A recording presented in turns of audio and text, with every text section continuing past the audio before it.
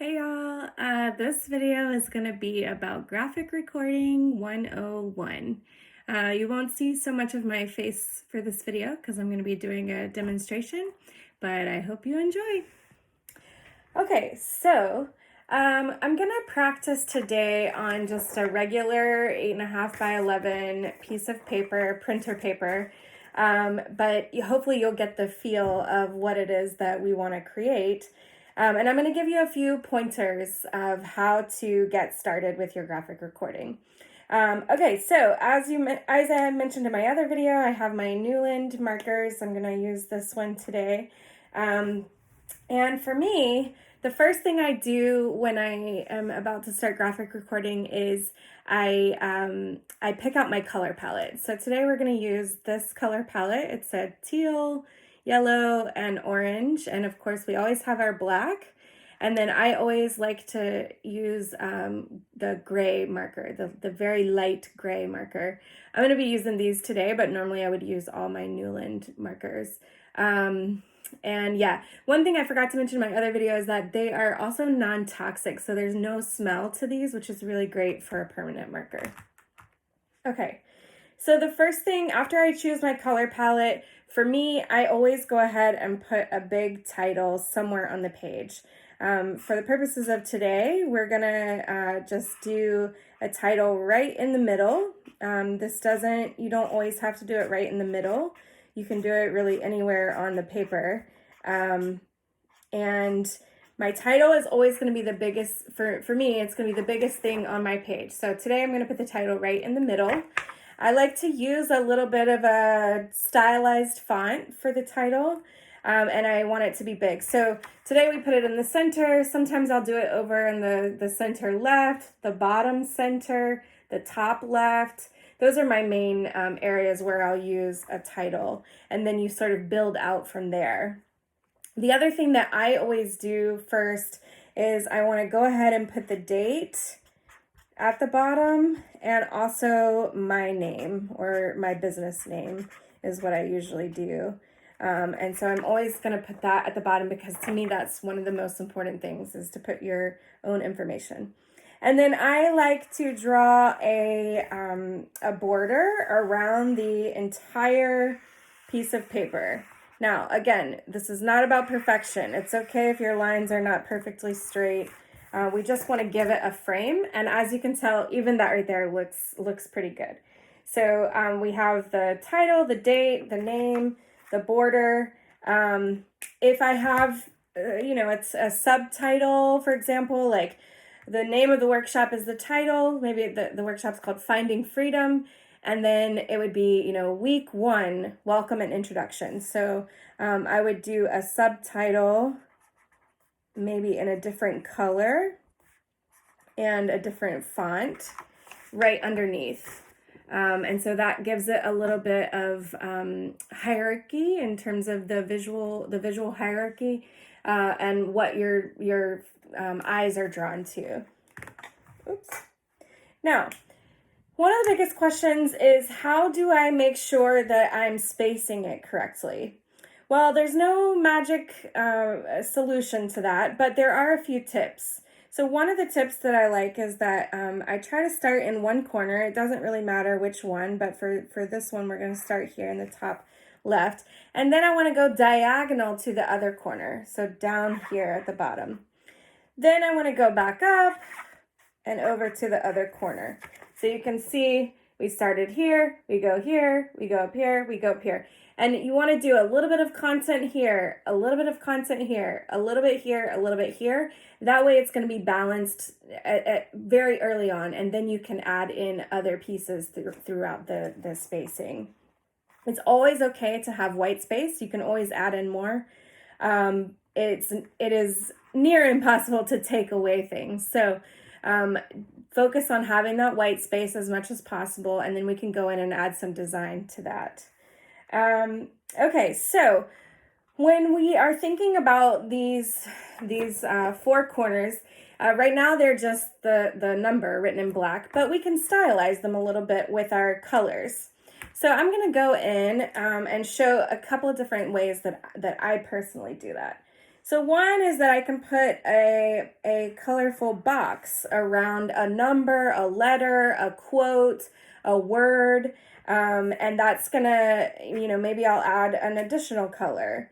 And that's gonna give it some of the pop and give it some dimension. So you have that little square going on there. Again, we're not aiming for perfection. Another one I might do is add some other letters or quotes. So we want to think about our visual hierarchy around the words here. So our second level down is that subtitle font. So I'm going to also do that here. So let's say over on this side, we have a question. And then I'm going to use my orange marker, and I'm going to go and I'm going to listen to what people are saying, and I'm going to write down some of their answers. And I'm going to do that in a smaller font that is different. And so I'll show you what that looks like.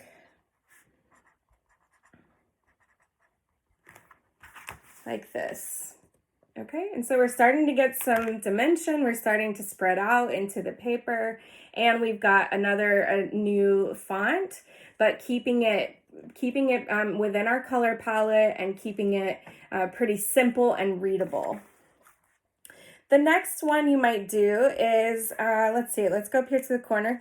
Let's say we want to make a list. So maybe the facilitator has asked, what are three, or what are the most important things to you right now? And so what I want to do is think of creative ways to make lists. So I'm gonna do a little like sunshine spoke kind of thing. And let's say we took the facilitators took 3 answers. So then I would use probably this orange font for each one of these, and I would write the answers to their questions there. I could actually draw a picture with each one of these to represent the answers that people provided. So maybe people said the most important thing to them right now is their heart, their family. So let's draw some people hugging. And maybe their pets. So let's draw that. And so now you can see we're starting to get some imagery. We're starting to get some dimension here. I might even go in with my yellow highlight color and add some more color here to this one. Like that. Let's see. And then for this one over here, it might just be an image in and of itself. So let's say this one is talking about our self-care, and so people are talking about their plants. So I'm gonna draw a little plant over here, and you can see how fast this is going. Like it's simple. We're keeping it very visually easy to interpret. And we're also just adding some content to the page. We can go in, so the reason I like to have this gray marker is I can go in and add some shadow. So let's add a little shadow to this plant figure and give it also some dimension, and imagine that sunshine is there. Let's give it an orange pot. And let's say there's maybe some sunshine coming through over here, and that's what's going to make us think about our self-care in those lovely days. So there you go. And you can see that shadow really helps it stand out a bit, that gray shadow over on the side. One thing that's really important to me is how do we represent quotes or things that someone says something profound. So I like to font and kind of writing words is how I got into this in the beginning. So let's do some big quotation marks, and let's say we have a very special quote here. So we have our quote in nice and big lettering, and we want to emphasize certain words. So we're going to underline those with one of our colors. So here we have a big quote, and that really stands out and it draws your attention. You may even decide you want to put some boxes around that give it even more, help it stand out. So something like that. A lot of what you're going to be doing for things like this is how to creatively share a list. So one of the things I like to do is draw a clipboard. And let's see if we can do that. And then we have our numbers of the list.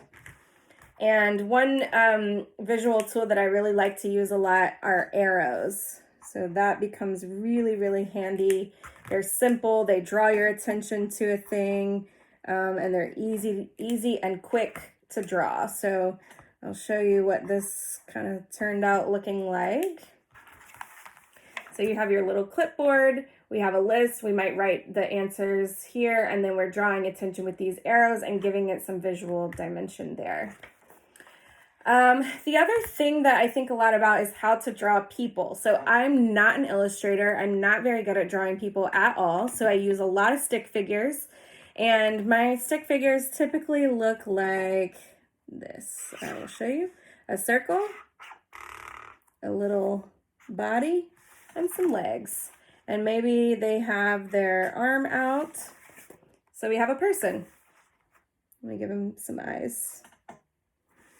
And then maybe they're saying something fantastic. And so I want to give them a little bubble.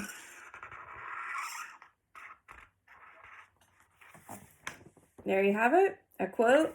And again, so let's use our gray. We're going to give them a little dimension, a little shadow.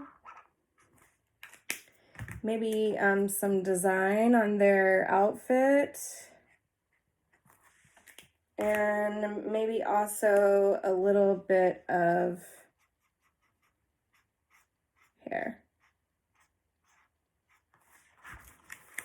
So there you have it, a person.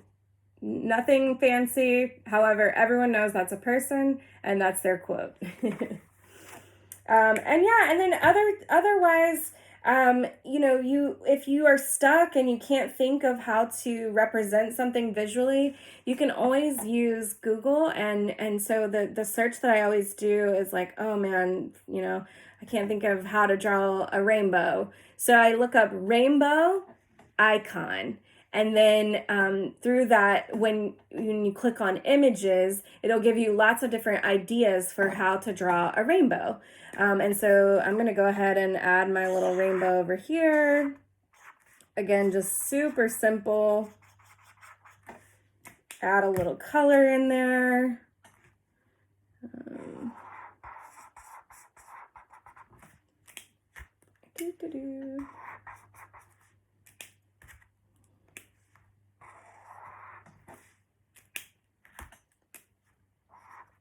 A little sloppy.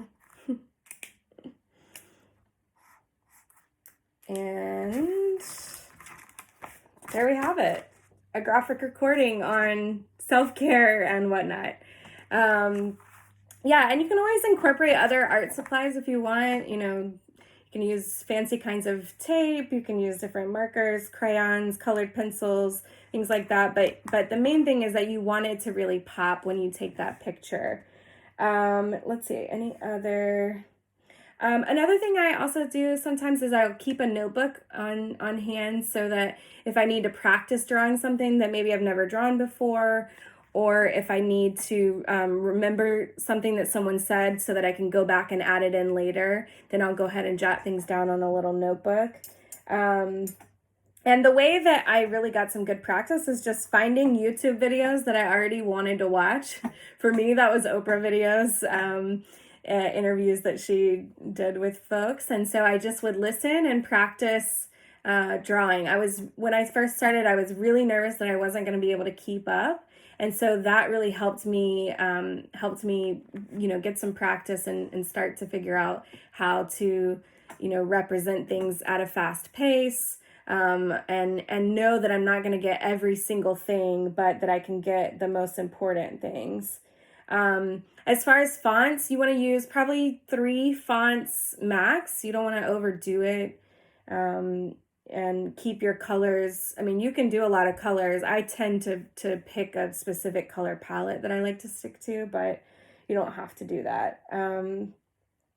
And yeah, I think that's it. If once you're finished, you'll take a picture of this and run it through a cam scanner, add that magic filter, and then you will have a digitized image of your graphic recording that you can send by email to or text to your client or yourself, and then you can post it on your social media and share and get folks to engage with you in that way, especially if it's COVID time still and you're unable to meet in person.